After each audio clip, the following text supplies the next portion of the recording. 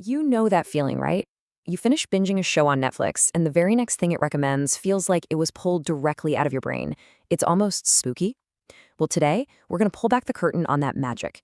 We're going to break down the incredible data-driven strategy that gives Netflix its massive edge in the battle for your screen time. So seriously, how do they do it? How can one single platform figure out the tastes of hundreds of millions of different people all at the same time and get it right so often? That is the billion-dollar question. And the answer, you guessed it, isn't some kind of wizardry or a lucky guess. It is something way, way more powerful. And it's all built on a foundation of data. We're talking mountains of it. Okay, so to really get how revolutionary Netflix's whole approach is, we have to take a step back and look at the world it completely turned upside down, the traditional Hollywood model. Forever, Hollywood has basically been running on a model that was way more art than science. It was a huge, high-stakes gamble. You're relying on gut feelings, big-name stars, and, let's be honest, a whole lot of sequels and remakes. Success often felt totally random, like they were just trying to catch lightning in a bottle. And this slide just lays it out perfectly. On one side, you've got the old guard, just banking on intuition and hoping for the best. And on the other, you have Netflix. They don't guess, they calculate. They've figured out how to replace that massive risk with calculated risk, basically turning the old-school Hollywood alchemy into a modern-day science. And here's the proof in the pudding. Just look at these numbers. The average success rate for a brand new show on traditional TV, it hovers around, 35%? Now for a Netflix original, a staggering 80%. That massive difference isn't luck. It is the direct result of the data engine we're about to crack open. So, how in the world does this data engine actually work? Let's pop the hood and see what's really powering this 21st century entertainment machine. This quote from a former Netflix exec just captures the whole philosophy perfectly. Your Netflix homepage is not my Netflix homepage.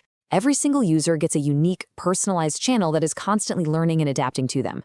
It's not just one service. It's literally millions of custom-built experiences, all running at once. So, what are they actually tracking? Well, pretty much everything. They're not just looking at what you watch, but how you watch it. When do you pause? When do you rewind? What device are you on? And what time of day is it? Every single click, every scroll, every search you type, it all feeds the algorithm, painting this incredibly detailed picture of you. But, just collecting the data is the easy part.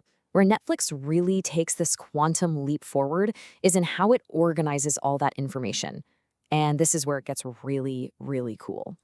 So Netflix figured out that old school genres like comedy or drama were just way too broad to be useful. So they created their own system from scratch. They literally have teams of people who watch every movie and show and tag them with thousands of super specific descriptors.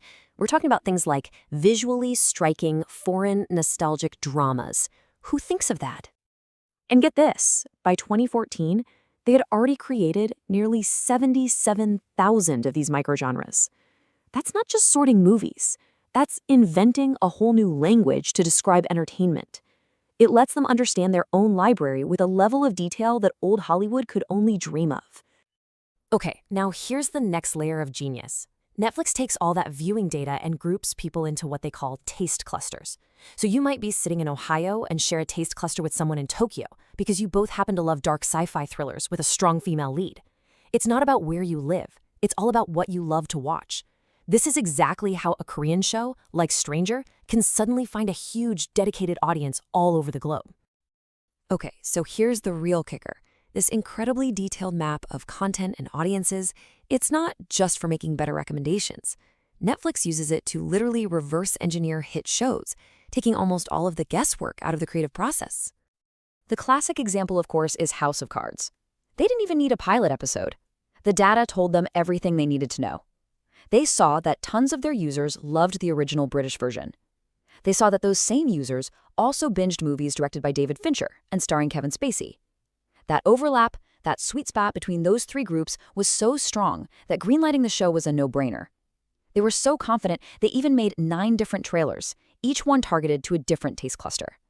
It wasn't a creative gamble, it was a calculated investment.